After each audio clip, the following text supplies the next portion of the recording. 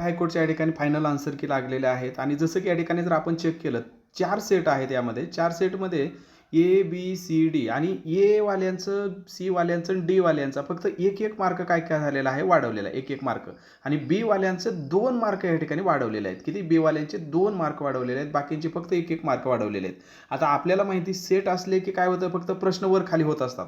प्रश्न तेच असतात, फक्त वर खाली होत असतात. पण या महाशयाने काय वेगळाच गोंधळ घातला, मी तो व्हिडिओमध्ये या ठिकाणी सांगण्याचा प्रयत्न केलेला आहे. म्हणून मी मागाशी तुम्हाला या ठिकाणी टेलिग्रामवर टाकलेलं होतं की बाबा मला काय करा, माझ्याकडे सेट ए होता तर मला सेट बी कुणीतरी पाठवा आणि तुम्ही तात्काळ मला या ठिकाणी सेट बी पाठवला. त्यामुळे माझ्याकडे आता दोन्ही सेट आहेत. सेट बी पण उपलब्ध झालेला आहे आणि सेट ए पण आहे. त्यामुळे आता आपण कंपॅरिझन करून बघूया की नेमकं का बाबा ह्यांची 2 वाढली आणि ह्या बाकीच्यांचे 1-1च का वाढलेला आहे, असा काय यांनी गोंधळ केलेला आहे ते आपण या व्हिडिओमध्ये बघूया. आता यांनी ऑब्जेक्शन घ्यायचा पण दरवाजा बंद केलेला आहेत मित्रांनो, कारण आता एक फायनल आन्सर की त्यांनी म्हटलेलं आहे. त्यामुळे यानंतर डायरेक्ट रिझल्टच येणार नाही, डायरेक्ट यानंतर रिझल्टच येणार आहे. ठीक आहे, त्यामुळे आता आपल्याला ऑब्जेक्शन घ्यायला पण त्यांनी संधी दिलेली नाही. तरी पण तुम्हाला वाटतं मेल करायचं तर करून टाका मेल, कारण एकतर प्रश्न जर या ठिकाणी कॅन्सल होत असेल तर तो प्रिंट सगळ्यामध्ये सारखी पाहिजे. ठीक आहे, सगळ्यामध्ये सारखी पाहिजे आहे. यांची पण मार्क वाढायला पाहिजे, त्यांची पण वाढायला पाहिजे, त्यांची पण वाढायला पाहिजेत आणि यांची पण वाढायला पाहिजे. ठीक आहे, परंतु त्यांनी फक्त बी वाल्यांची वाढवलेली आहेत. स्पर्धा परीक्षेमध्ये जे म्हणतात की या ठिकाणी लक, नशीब, तर त्यालाच या ठिकाणी मित्रांनो लक, नशीब म्हणतात. ओके, चला आता आपण मुद्द्याकडे येऊया. तर बघा 2 बदल तर सगळ्यांमध्ये झालेले आहेत. पहिलं म्हणजे या ठिकाणी आता सेट एचा जर विचार केला तर हा बदल सगळ्यांकडे झालेला आहे. जो कॉम्प्युटरचा जो प्रश्न होता, हा कॉम्प्युटरचा प्रश्न मित्रांनो, तर हा सरसकट सगळ्यांचाच या ठिकाणी काय केला आहे त्यांनी, म्हणजे डी दिलेला आहे. ज्यांनी पण या प्रश्न क्रमांक जो हे जो कॉम्प्युटरचा होता, column in M S Excel are numbered, तर नन ऑफ द ऑप्शन म्हणजे एकही पर्याय बरोबर नाही, हा पर्याय काय केला आहे त्यांनी, डी हा पर्याय यामध्ये बरोबर दिलेला आहे. त्यामुळं या प्रश्नामध्ये ज्यांचं कन्फ्युजन होतं त्यांच्या ह्याच्यासाठी त्यांनी करेक्शन केलं, यामध्ये काय प्रॉब्लेम नाही. ठीक आहे, डी जर आपण दिलेला पर्याय असेल तर हा पर्याय या ठिकाणी बरोबर दिलेला आहे. बाकीचं तुम्ही ए दिला असेल, सी दिला असेल, बी दिला असेल तर तुम्हाला याची मार्क भेटणार नाहीत. ओके, यामध्ये काय आपल्याला ऑब्जेक्शन नाही. त्यानंतर सेट एमध्ये जर आपण बघितलं तर 35 क्रमांकाचा प्रश्न त्यांनी काय केलेला आहे, कॅन्सल केलेला आहे. आता तो प्रश्न जर आपण बघितला तर प्रत्येक सेटमध्ये एक एक प्रश्न कॅन्सल केलेला आहे. तो कोणता आहे, तर हा प्रश्न आहे. हा प्रत्येकच सेटमध्ये काय झालेला आहे मित्रांनो, सेम टाईप झालेला आहे आणि सेम सगळ्यांमध्येच प्रॉब्लेम आहे. त्यामुळे हा प्रश्न त्यांनी कॅन्सलच करून टाकलेला आहे. ठीक आहे, जो की या ठिकाणी जर आपण बघितलं तर काय झालेलं आहे, इंग्लिश टायपिंग आणि मराठी टायपिंग त्यांचं चुकलेलं आहे. जसं की इंग्लिश टायपिंग जर आपण बघितलं तर तिथं 73% कॅन्डिडेट असं दिलेलं आहे, जे की इथं जर आपण बघितलं तर 73% हा जे काही कॅन्डिडेट आहे इथं त्यांच्याकडून टाईपच झालं नाही. ठीक आहे, त्यामुळे मराठीत जो टाईप झालेला प्रश्न आहे तो चुकीचा ठरला. त्यामुळे विद्यार्थ्यांनी ऑब्जेक्शन घेतलं. ऑब्जेक्शन घेतल्यामुळे त्यांनी हा प्रश्न काय केला, रद्द केला आणि सरसकट या प्रश्नाची मार्क त्यांनी सरसकट काय केली, सर्वांना देऊन टाकली. इथपर्यंत तर काय कोणाला प्रॉब्लेम नाही. हे 2 जे बदल होते, हे 2 बदल सर्व ह्याच्यामध्ये झालेले आहे. ठीक आहे, सर्व याच्यामध्ये झालेला आहे. एक काय झाला तर एक या ठिकाणी त्यांनी आन्सर डी दिलं आणि एक काय केला त्यांनी रद्द केला आणि रद्द केलेल्याच्या सर्वांना या ठिकाणी 1 मार्क देऊन टाकला.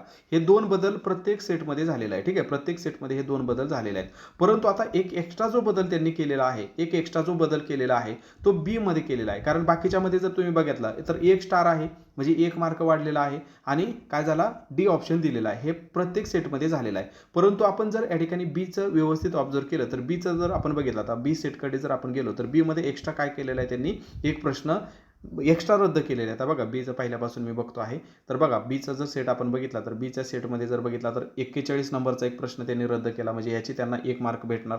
आणि त्यानंतर खाली जसं जसं आपण या ठिकाणी जर आलो तर या ठिकाणी 59 नंबरचा पण त्यांनी प्रश्न काय केलेला आहे, रद्द केलेला आहे. आणि हा डी ऑप्शन तर सगळ्यांमध्येच त्यांनी दिलेला आहे पर्याय, त्याचा काय प्रॉब्लेम नाही. म्हणजे काय झालं मित्रांनो, इथं 2 प्रश्न रद्द केलेले आहेत, बाकीच्यामध्ये एकच केलेला आहे. मग मी कंपॅरिझन केलं की नेमकं काय बाबा असा काय यामध्ये फरक आहे, यामध्ये का हा रद्द केला एक्स्ट्रा प्रश्न. कारण हा 41 वाला जर आपण बघितला तर काय होता बी मधला 41 नंबरचा हा प्रश्न, तर तो अगोदर बघूया का रद्द केला.